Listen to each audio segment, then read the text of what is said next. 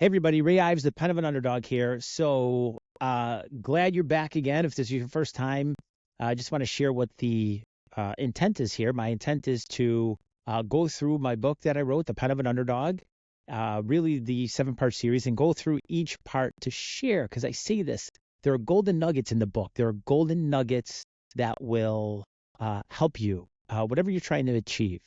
I know how that sounds. It comes off as a little motivational speaker. It's not my intentions. My intentions are for you to read the book. The reason for those intentions is because my purpose of writing the book was to really help somebody. I'm going to say this in a way that almost comes across as a parable. Almost. Is reading the book, what you're going to get out of it, those golden nuggets, happens at the end, and it's not for the reason you think, right? When you're collecting those little golden nuggets, they're going to be worth more at the end than they are at the beginning, and the reason will surprise you. And I'll share that. I'm completely transparent. I'll share the reason. But Ray Ives, the pen of an underdog, I think the best way to start this is to look at the prologue.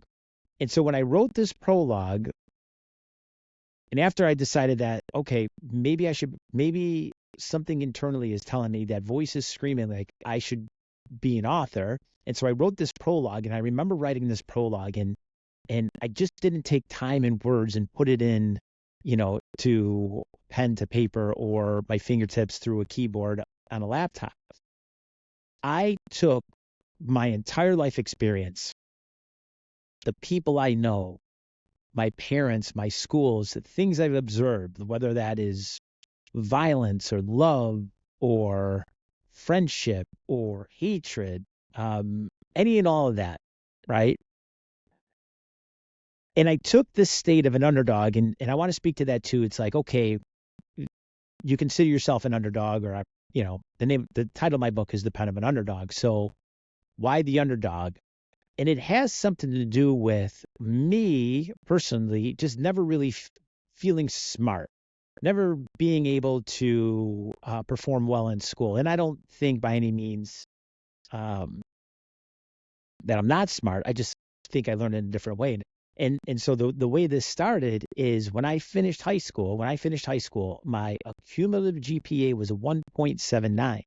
I mean, that's horrifically bad. I mean, sometimes somebody's going to have to try to get a 1.79 that bad. It's horrifically bad. So after that, life started and I was behind. I had opportunities. Sure. I had opportunities, and I squandered them, and I blew them off. And I got to a point, a stage in life that I was at a low place. I didn't believe in myself. I felt that I was an imposter in most situations. When it came to working or relaying information or reading or writing, I just felt like an underdog. And so that's where the title The Underdog comes from. And going back to the prologue, so when I wrote the prologue, I took all these life experiences, all these emotions that I felt, like feeling silly or stupid or not being able to learn properly or the fear of never being considered educated, right?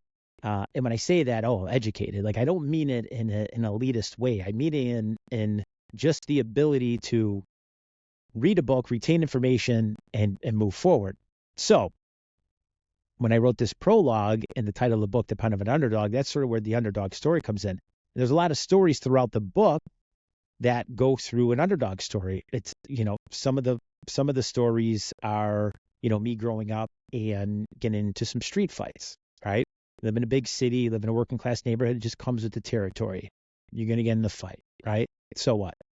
Also came down to a point of, facing adversaries that had either more authority, more power, more strength, more influence than me, and just really standing up to those people. So Ray Ives, The Pen of an Underdog, and I'm going to go through quickly the parts of the book, right? So leading up to it, what I want to go through. So first I'll speak to the tale of an underdog. Part 1, the tale of an underdog. And I won't read every single one. Maybe I'll pick a few out here. Okay. The underdog has some fight. The underdog could mentor and mentor and be a show dog. Okay. Some parts within part one. Part two, and this is where the entire thing goes. This is like if we had to take a snapshot of my intentions for everybody, is part two, no longer an underdog. Okay. So part one, tales of an underdog. Part two, no longer an underdog. Part three, career trajectory. This is an important part for me because this is where like work ethic came in. And I was like, okay, you know what? I might not be the smartest, but I'm going to make up for it with my work ethic. Part four, interesting part, right? This is where it kind of gets creative. Authoring the script for future thinking. And what I did at this part is I had this great office in Cincinnati. Again, an underdog. I'm surprised I ever had an office. And it was an amazing office, downtown Cincinnati, panoramic view overlooking the neighborhood over the Rhine. And every day I would get to work early. I would read and then summarize my thoughts, right? And so that's everything I did for that year. And I know how that sounds. It may sound a little, again, motivational speaker-ish, but there's golden nuggets in there. There's some golden nuggets. Okay, moving on. Part five, career acceleration. Career acceleration is one of the things that I really focused on. Have you ever went on LinkedIn and somebody is celebrating? Somebody's like, oh, let's celebrate. I'll just throw a name out there. Dustin for 25 years at General Mills. Great job. Amazing. Like, am I in the opposite camp? When I hear that, I'm like, that sounds horrific. That sounds like a jail sentence. That sounds like not great. Sorry. So career acceleration, I made a lot of great moves. I moved cities, right?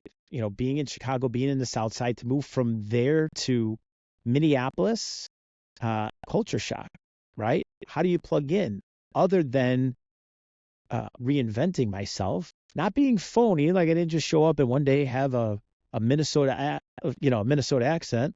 Let's go in my hoose boot. No, I showed up as myself in a different environment, but I took all the negative things that happened to me in my life and I left them. I left them back where I came from. So that's how I reinvented myself.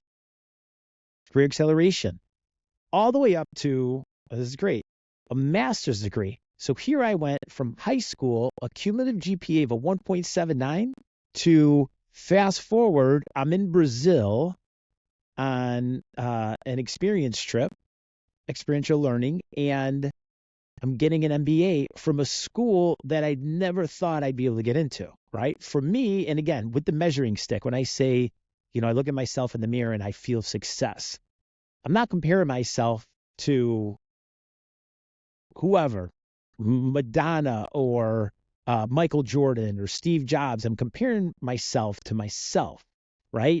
And if that measuring stick within that interval shows progress, that's success. Okay, part 6, the final performance. Organizational shift.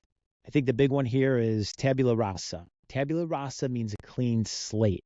So somebody makes a decision and says, today I am starting over. Who I was yesterday is not who I am going to be moving forward. I'm going to take the qualities. I'm going to take the experiences. I'm going to take whatever's near and dear to my heart, family, friends, experiences. That's all coming with. But the negative emotions, fear, anxiety, anger, that's all staying behind. That isn't coming with. There's not enough room in the luggage. Like, we're at destination today, we're going to tomorrow in the future. Things aren't coming with. They're not going in the luggage. There's not enough room. And then part 7, vision casting. Have you ever heard that? Have you ever heard the term vision casting? It's an incredible thought. So part 7 is called vision casting -right, exclamation point. Through self-discovery and really looking into myself and trying to find purpose, I decided that I wanted to write a book. Like something was pulling the strings of my heart and telling me, have a unique story. I come from a unique place in time, and it's worth sharing because people can learn from that. People can learn from those experiences in that scenario. So a couple things in there, vision casting, final reflection and a vision, a time to write, and a call to action. And then lastly, the 30-day experience. So The Pen of an Underdog, the book was written by me, Ray Ives, in 30 days. Again, it's a real book. You could see it's a real book. Lots of pages, right? I think I finished close to 98,000 words in 30 days. 3,000 words a day times 30 days, 90,000. No carryover. That was my rule. No carryover. If I woke up today and wrote 4,000 words, I still wrote 3,000 words tomorrow. Minimum of 3,000 words a day for 30 days, 90,000 words. I think I finished with close to 100,000 words. So, and I'm rounding up on that. But anyway, so here we are.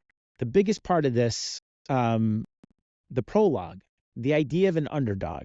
Okay. So I think the best approach is really just go through the prologue. And so I'm going to read it. This is going to take a little time, but I'm going to read it, paragraph 1 and 2. And what I want to emphasize here is that I took everything in me, that story, that feeling of an underdog, that feeling of not being good enough, not being smart enough, not fitting in high society. I took it all and I put it on paper and I wordsmith it and I moved words around and I put keywords down and I downloaded and I felt it was divinely inspired, right? And so here it is, the prologue. The underdog doesn't feel shame or guilt in the title Underdog. Instead, it's like being knighted in the underworld while training for the outer world. The label of an underdog hints at higher potential and has sweet notes of greatness undiscovered. The fire in their heart burns, and the smoke sends warning signals to the opponents with supposedly better odds. The eye is watchful and focused on the final goal. The journey ahead is filled with uncertainty. The underdog may be under-resourced, but is unwavering in being overly resourceful. The dog still has fight in his heart and love in its veins. It may have been beaten down by circumstances, lack of birthright, oppression, or life itself. That doesn't mean that its tail stays tucked or that its jaw stays locked. It means that it's time to break free from the shelter of limited thought and extinguish the plague of fear. A fight, you say, a fight for life, a meaningful life, an awesome life. The underdog is premeditating and anticipating a felony against circumstantial injustice and waits for the opportunity to be a majestic and inspirational champion. That's part 1, right? That's part 1. And the greatest thing about that is I hear it. When I read it, I'm like, wow, I wrote that. That's me. I wrote that. And again, that's the idea of the underdog. It's like this, for whatever reason, there's a sense of doubt. There's a sense of being an imposter. I want to be an author. I can't be an author. Oh, guess what? Now I'm an author. And when I read that and I look back at my life, it gives me chills. Okay. So I want to dissect it a little bit. The title of an underdog. So as an underdog, it's like, okay, I'm trying. It means there's a sense of effort, right? And there's no feelings of shame or guilt. It's like there's almost this swagger. It's like, okay, I'm an underdog today. Haven't accomplished much. I don't have a lot of credentials to show what I've done or where I'm going, but I just know that I'm training, right? Training in the underworld, right? Training, being knighted in the underworld while training for the outer world.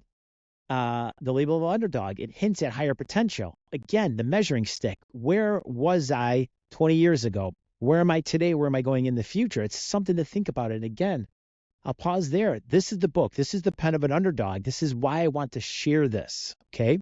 So subscribe to the channel. I'll put the link up here. So hit subscribe then also here's a link to buy the book. Again, I'm going to go through every part of this book. Take the shortcut, read the book. It's on Amazon, The Pen of an Underdog by Ray Ives. Okay. Now, the fire, going back to the prologue, the fire in the heart burns and the smoke sends warning signals to the opponents of its supposedly better odds.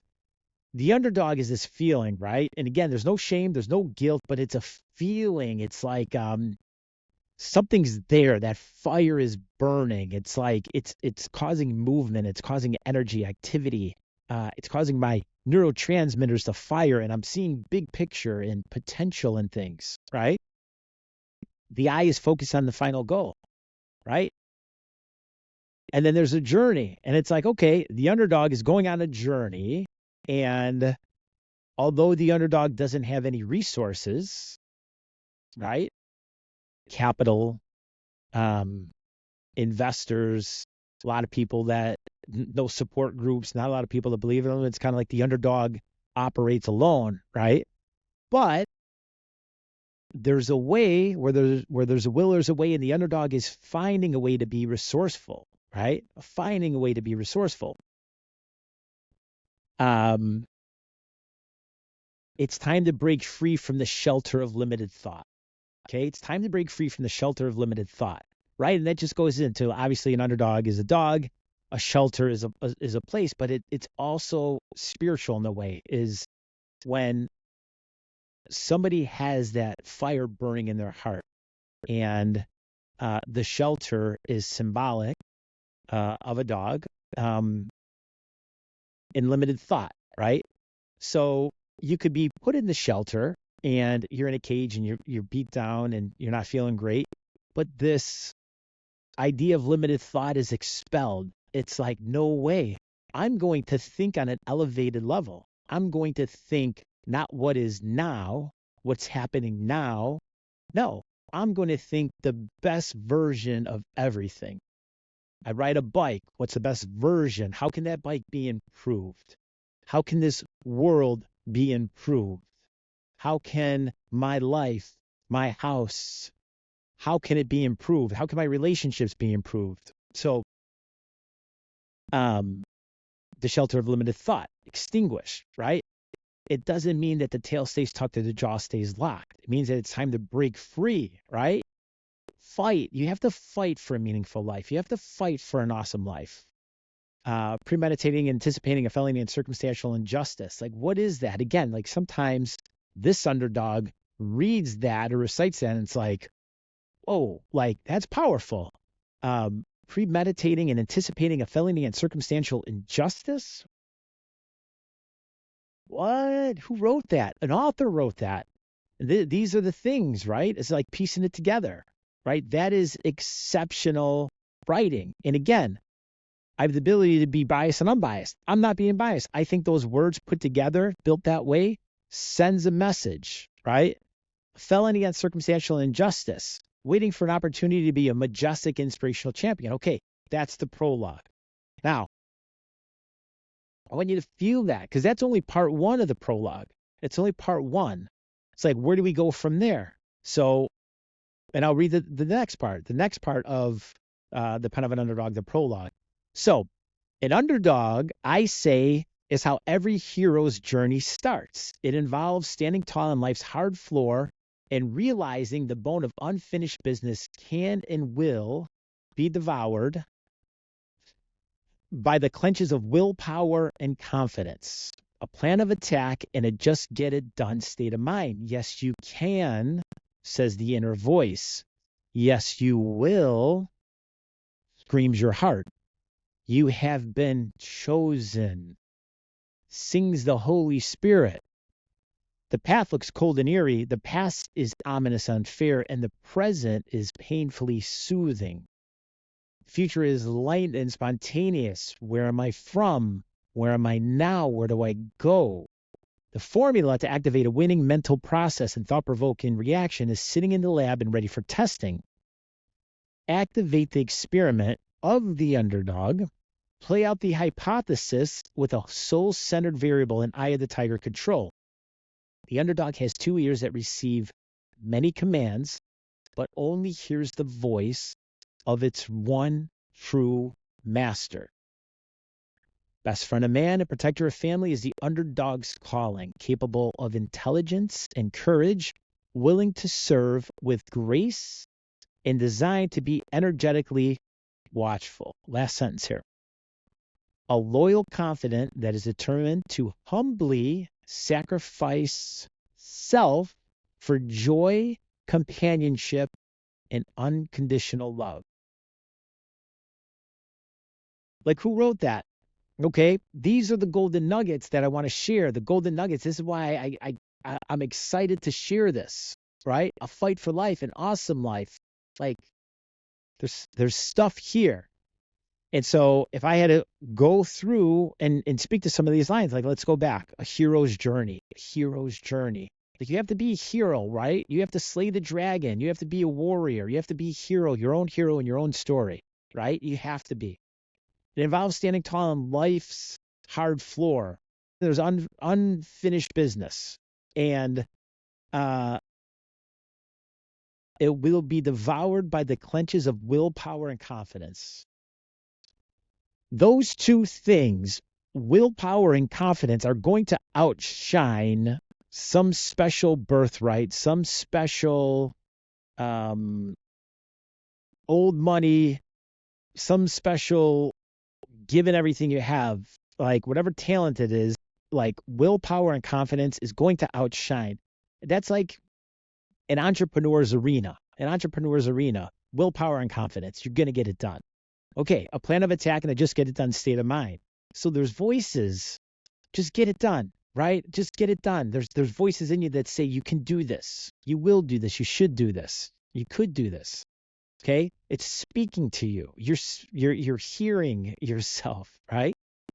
The path looks ominous and unfair. Okay, circumstances happen.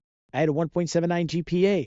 What do I do? That's coming with me. That record is following me. What am I going to do with it? Do I surrender? Do I forfeit? No.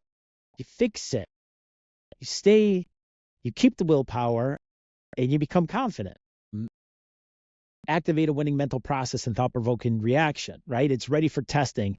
Activate the experiment of the underdog. Activate your experiment of your own version of the underdog today. Let's go. Play out the hypothesis with the soul-centered variable and eye of the tiger control, okay? You see the focus, the determination, right? You have to one day come to a point where it's like, you know what? I'm sick of judging other people. I'm sick of being highly critical of other people where I'm not perfect, right? But I'm caught up in this TMZ lifestyle and I'm just like throwing hate at people. And instead of doing that, just looking at myself unbiasedly and using your self-criticism to self-improve, right? And I think a big part of that and a big part and theme of this entire thing is to stop consuming and start creating. Stop consuming, start creating. We do a lot of consumption. We eat a lot of food. We look at other people's videos, content, creative. We listen to other people's music. We read other people's books. We work at other people's companies. There's going to come a time where it's like you have to stop consuming, put it down, and start creating. That's the shift. That is like the platonic, the shift of that's going to equate to the biggest reward is that shift. Stop consuming, start creating. Okay, almost done on the prologue. The underdog has two ears that receives many commands, but hears the voice of its one true master. Life coming at you. How many commands? Many commands. You have a boss. You're in relationships. People are giving you feedback, unsolicited feedback. Oh, you should do this. You should try this. Oh, maybe if you did this. You know what I think a great idea is? Like maybe you should join the Navy, or maybe you should stay in your job because it allows you to pay the mortgage and you have responsibilities. Sure do. That's great. But you have to balance all that information, all that feedback, and relate it to your scenario. If you stay, there's an opportunity cost. There's an opportunity cost for staying. Okay. There's a cost for leaving. I think there's a bigger cost for staying. So stop consuming, start creating. Capable of intelligence and courage. This one is interesting because for me, I never felt intelligent. Sure, maybe I did stupid things and that gave me courage, right? But as far as intelligence, I feel it wasn't my playground, it wasn't my arena. I didn't belong there until I did, until I fixed things and until I did. And again, when I say I'm intelligent, right, it's a tall order. I'm not comparing myself to Einstein or, the great artists or public speakers. I'm comparing myself in my measuring stick of intelligence from where I am now to where I was, when I started this journey. A lot of times that there's a natural evolution to that, just comes with the age, but I feel I've exponentially grown my intelligence, right? By putting forth an effort. Okay. Willing to serve with grace and designed to be energetically watchful. Life is about serving people. You can't be the palms up guy where it's like, give me, right? Every now and again, you have to flip that and give to other people and expect what in return? Nothing. Expect nothing in return, right? Serve with grace. Be energetically watchful. A loyal confidant that is determined to humbly sacrifice self for joy, companionship, and unconditional love. Guess what? Life is about sacrifice. There's opportunity cost. You could stay. You could keep consuming. You could not create. Where does it go? So, Ray Ives, The Pen of an Underdog. Check out the book. We're going to go through it. Let's stay connected. Let's stay connected. Let's keep this journey happening. Let's stay hungry. Stay hungry for good. Stay hungry for love. Stay hungry for success. Stay hungry for yourself, your family. Just stay hungry. Wake up and say, like, I'm going to do something interesting today. So, Ray Ives, The Pen of an Underdog. Check it out. Put it up here. Here's the link to Amazon. Buy the book. Let's stay connected. And again, when I say buy the book, I'm not looking to put money in the bank. I really believe, how do I say it? I genuinely believe that in this book, there's something that will help you. You want to know why? It's a vulnerable story. How many authors or people out there do you know that are going to put their story in a book? They're going to show vulnerability. Not many. So, Ray Ives, The Pen of an Underdog.